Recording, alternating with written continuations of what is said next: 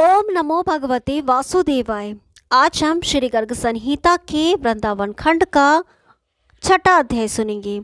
इसमें हम सुनेंगे अगासुर का उद्धार और उसके पूर्व जन्म का परिचय। तो आइए शुरू करते हैं। श्री नारद जी कहते हैं, राजन, एक दिन ग्वाल बालों के साथ बछड़े चराते हुए श्री हरि कालिंदी के निकट किसी रमणीय स्थान पर बालोचित खेल खेलने लगे। उसी समय अगासुर नामक महान दैत्य एक कोस लंबा शरीर धारण करके भीषण मुख को फैलाए वहां मार्ग में स्थित हो गया। दूर से ऐसा जान पड़ता था मानो कोई पर्वत खड़ा हो। वृंदावन में उसे देखकर सब ग्वालवाल ताली बजाते हुए बछड़ों के साथ उसके मुंह में घुस गए और सबकी रक्षा के लिए बलराम सहित श्री कृष्ण भी अगासुर के मुख में प्रविष्ट हो गए। उस सर्प रूपधारी असुर ने जब बछड़ों और ग्वालवालों को निगल लिया तब देवताओं में हाहाकार मच गया, किंतु दैत्यों के मन में हर्ष ही हुआ। उस समय श्री कृष्ण ने अगासुर के उदर में अपने विराट स्वरूप को बढ़ाना आरंभ किया। इससे अवरुद्ध हुए अगासुर के प्राण उसका मस्तक फोड़कर बाहर निकल गए। मिथिलेश्वर फिर बालकों और बछड़ों के साथ श्री कृष्ण अगासुर के मुख से बाहर निकले। जो बछड़े और बालक मर गए थे उन्हें माधव ने अपनी कृपा दृष्टि से देखकर जीवित कर दिया। अगासुर की जीवन ज्योति शाम घन में विद्युत की भांति श्री घनश्याम में विलीन हो गई। राजन, उसी समय देवताओं ने पुष्प वर्षा की। देवर्षि नारद के मुख से यह वृतांत सुनकर मिथिलेश्वर बहुलाश्व ने कहा, देवर्षि, यह दैत्य पूर्व काल में कौन था जो इस प्रकार भगवान श्री कृष्ण में विलीन हुआ? अहो, कितने आश्चर्य की बात है कि वह दैत्य वैर बांधने के कारण शीघ्र ही श्री हरि को प्राप्त हुआ। श्री नारद जी कहते हैं, राजन, शंखासुर के एक पुत्र था जो अग नाम से विख्यात था। महाबली अग युवावस्था में अत्यंत सुंदर होने के कारण साक्षात दूसरे कामदेव सा जान पड़ता था। एक दिन मलयाचल पर जाते हुए अष्टवक्र मुनि को देखकर अगासुर जोर जोर से हंसने लगा और बोला, ये कैसा कुरूप है? उस महादुष्ट को श्राप देते हुए मुनि ने कहा, दुर्मते, तू सर्प हो जा, क्योंकि भूमंडल पर सर्पों की ही जाति कुरूप एवं कुटिल गति से चलने वाली होती है। जो ही उसने यह सुना उस दैत्य का सारा अभिमान गल गया और वह दीन भाव से मुनि के चरणों में गिर पड़ा। उसे इस अवस्था में देखकर मुनि प्रसन्न हो गए और पुण्य उसे वर देते हुए बोले, अष्टवक्र ने कहा, करोड़ों गंधर्वों से भी अधिक लावण्यशाली भगवान श्री कृष्ण जब तुम्हारे उदर में प्रवेश करेंगे तब इस सर्प रूप से तुम्हें छुटकारा मिल जाएगा। ओम नमो भगवते वासुदेवाय। अब 7वां अध्याय। इसमें हम सुनेंगे ब्रह्मा जी के द्वारा गौवत्सों एवं गो बालकों का हरण। तो आइए शुरू करते हैं।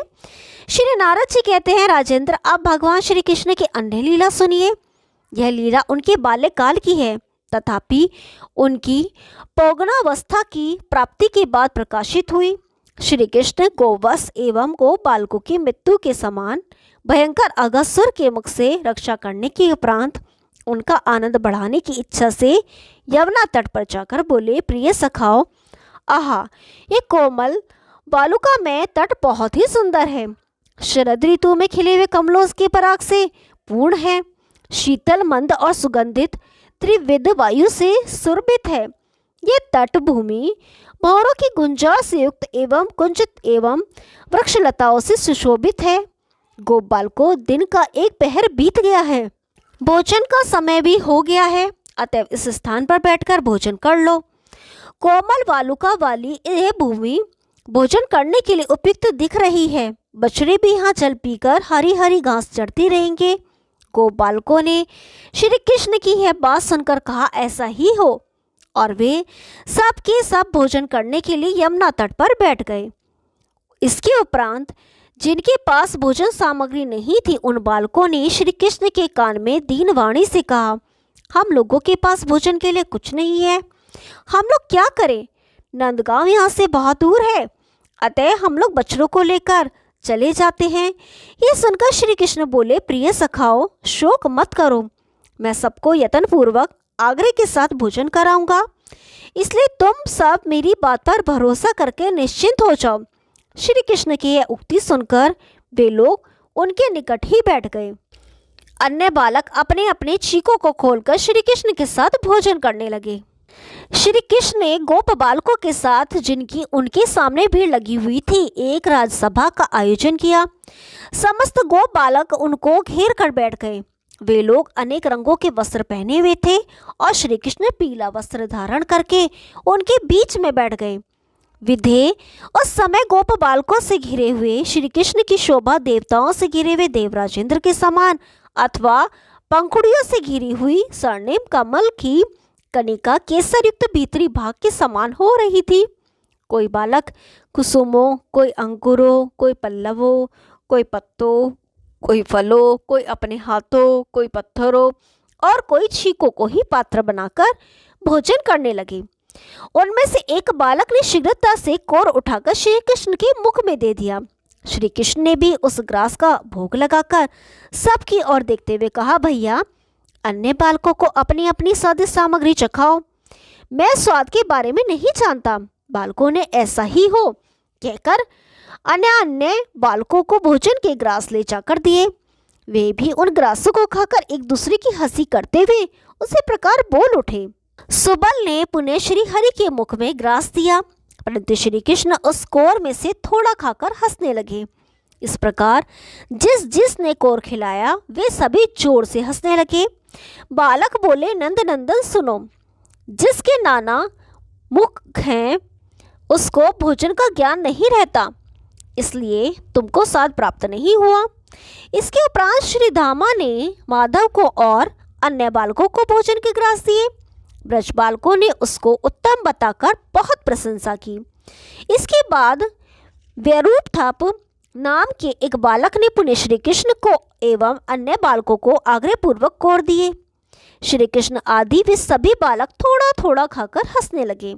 बालकों ने कहा, यह भी सुबल के ग्रास जैसा ही है, हम सभी उसे खाकर उद्विग्न हुए हैं।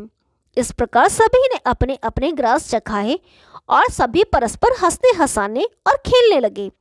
कटिवरस्त में वेणु, बगल में लकुटी एवं सिंगा, बाएं हाथ में भोजन का कोर, अंगुलियों के बीच में फल, माथे पर मुकुट, कंधे पर पीला दुपट्टा, गले में वनमाला, कमर में करधनी, पैरों में नुपुर और हृदय पर श्रीवत्स तथा कौस्तुभ मणि धारण की वे श्री कृष्ण गोप बालकों के बीच में बैठकर अपनी विनोद भरी बातों से बालकों को हंसाने लगे।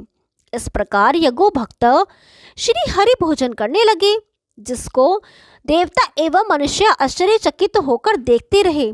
इस प्रकार श्री कृष्ण के द्वारा रक्षित बालकों का जिस समय भोजन हो रहा था, उसी समय बछड़े घ्रांस के लालच में पड़कर दूसरे के एक गहन वन में घुस गए। गोप बालक भय से व्याकुल हो गए। यह देखकर श्री कृष्ण बोले, तुम लोग मत जाओ, मैं बछड़ों को यहाँ ले आऊंगा। यो कहकर श्री कृष्ण उठे और भोजन का कोर हाथ में लिए ही गुफाओं एवं कुंजों में तथा गहन वन में बछड़ों को ढूंढने लगे। जिस समय ब्रजवासी बालकों के साथ श्री कृष्ण यमुना तट पर रुचिपूर्वक भोजन कर रहे थे, उसी समय पद्म योनि ब्रह्मा जी अघासुर की मुक्ति देखकर उसी स्थान पर पहुंच गए। इस दृश्य को देखकर ब्रह्मा जी मन ही मन कहने लगे, ये तो देवादिदेव श्री हरि नहीं है, अपितु कोई गोप कुमार है। यदि श्री हरि होते तो गोप बालकों के साथ इतने अपवित्र अन्न का भोजन कैसे करते। राजन, ब्रह्मा जी परमात्मा की माया से मोहित होकर इस प्रकार बोल गए। उन्होंने भगवान की मनोज्ञ महिमा को जानने का निश्चय किया। ब्रह्मा जी स्वयं आकाश में अवस्थित थे। इसके उपरांत अघासुर उद्धार की लीला के दर्शन से चकित होकर समस्त गायों, बछड़ों एवं गोप बालकों का हरण करके वे अंतर्धान हो गए। ओम नमो भगवते वासुदेवाय। 8वां अध्याय कल सुनाएंगे। तब तक के लिए नमस्कार।